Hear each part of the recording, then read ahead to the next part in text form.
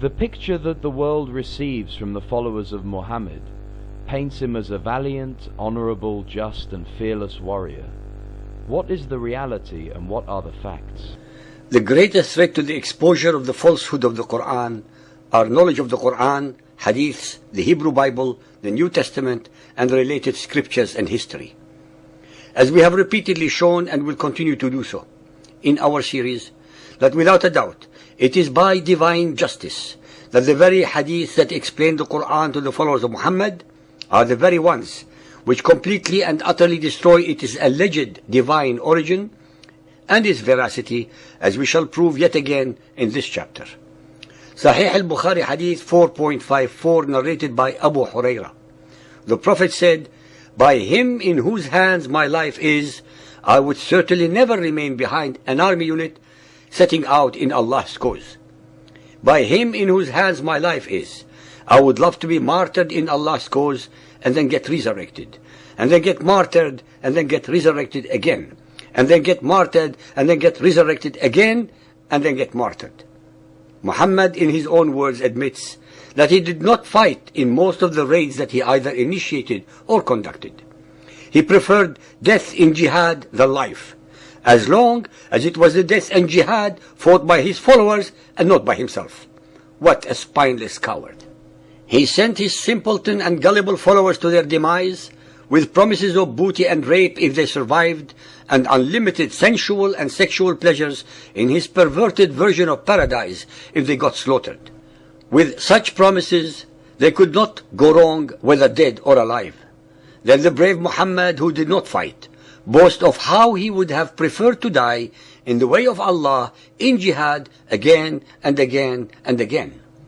Ibn Ishaq 373. The apostle wore 2 coats of mail on the day of Uhud, and he took up a sword and brandished it, saying, "Who will take this sword with its right?" Muhammad did not get into the pitch of battle, but retired to the top of the hill surrounded by his bodyguards. That is why he gave his own sword to someone else to fight with. It is obvious that Muhammad was no Alexander the Great, nor a Julius Caesar, but a pure coward who had to wear 2 coats of mail, even though he had no intention of exposing himself to danger, but relying on others to die for him, his ideas and his fraudulent promises. Sahih al-Bukhari Hadith 4.276, narrated by Al-Bara bin Azib. The Prophet appointed Abdullah bin Jubair as the commander of the archers who were 50 on the day of the Battle of Uhud. He instructed them, "Stick to your place. You should not leave your place till I send for you." When the infidels were defeated, by Allah, I saw the women fleeing, lifting up their clothes, revealing their leg bangles and their legs. So the companions of Abdullah bin Jubair said, "The booty, O people, the booty. Your companions have become victorious. What are you waiting for now?" Abdullah bin Jubair said, "Have you forgotten what Allah's apostle said to you?" They replied, "By Allah, we will go to the enemy and collect our share from the war booty." But when they went to them, they were forced to turn back defeated. At that time, Allah's apostle in their rear was calling them back. Only 12 men remained with the Prophet, and the infidels martyred 70 men of us. Then Abu Sufyan, the leader of the unbelievers, asked 3 times, "Is Muhammad present among these dead people?" The Prophet ordered his companions not to answer him. The hadiths and their history amply prove that those who converted to the followers of Muhammad did not do so for sublime spiritual reasons, but for booty, plunder, rape and enslavement of the wealth, hard work and the fruitful produce of other peoples. Sahih Muslim Hadith 4413, narrated by Anas bin Malik. It has been reported on the authority of Anas bin Malik that when the enemy got the upper hand on the day of the Battle of Uhud, the Messenger of Allah was left with only 7 men from the Ansar and 2 men from the Quraysh. When the enemy advanced towards him and overwhelmed him, he said, "Whoever turns them away from us will attain paradise or will be my companion in paradise." A man from the Ansar came forward and fought the enemy until he was killed. The enemy advanced and overwhelmed him again, and they repeated the words, "Whoever turns them away from us will attain paradise or will be my companion in paradise." Another man from the Ansar came forward and fought until he was killed. This state of affairs continued until the 7 Ansar were killed, one after the other. I would like our listeners to remember that I assert again that it is by divine justice that the hadith invariably and repeatedly expose Muhammad's true characteristics for all to study. The gutless but self-declared jihadi Muhammad pretended to be among the Muslim dead and would not answer Abu Sufyan's plain and clear challenges. As usual with Muhammad, he expected others to expose themselves to danger. Any fair-minded and inquisitive person would ask the following questions. Why was not Muhammad at the forefront of the battle instead of being at the rear? Why did he give his own sword to someone else to do the killing with? Why did he wear 2 coats of mail, especially since he had no intention of fighting? Why did he not fight to defend his position, but begged others to die for him?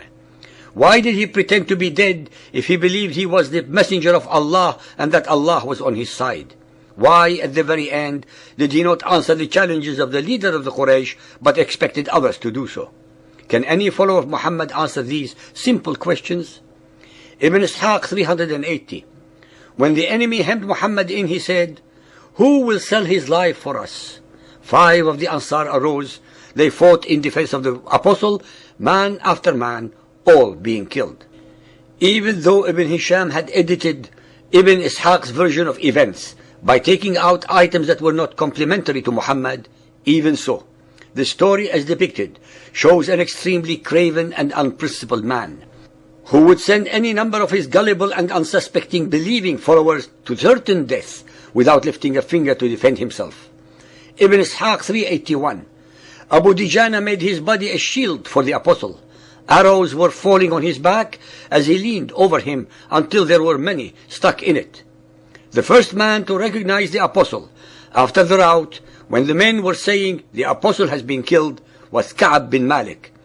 According to what Al-Zuhri told me, Ka'b said, "I recognized his eyes gleaming from underneath his helmet, and I called on the top of my voice, 'Take heart, you Muslims, this is the Apostle of Allah.' But the Apostle signed to me to be silent." Muhammad, who was pretending to be dead, signaled to him to be silent because he did not want his victorious enemies to know that he was still alive and may attack him again. Believers and unbelievers, please remember that all these ahadith were not written by the enemies of Muhammad, but written by the followers of Muhammad, and they are telling the facts as they saw them at the time. It was Muhammad who ordered the murder of Ka'b al-Ashraf and Asma bint Marwan, both of them poets, the former 120 years old man, and the latter a woman with a suckling child, who criticized Muhammad's slaughter of the Quraysh leaders at the ambush of Al-Badr. It was Muhammad who always had others among his followers to do his dirty work, just like the modern heads of the mafia crime syndicates. Ladies and gentlemen, when the ahadith are studied carefully, they single-handedly help obliterate and destroy all the myths of chivalry, bravery, compassion, intelligence, knowledge, veracity, miracles, etc., that were later concocted by the thousands on behalf of and heaped upon the undeserving persona of Muhammad.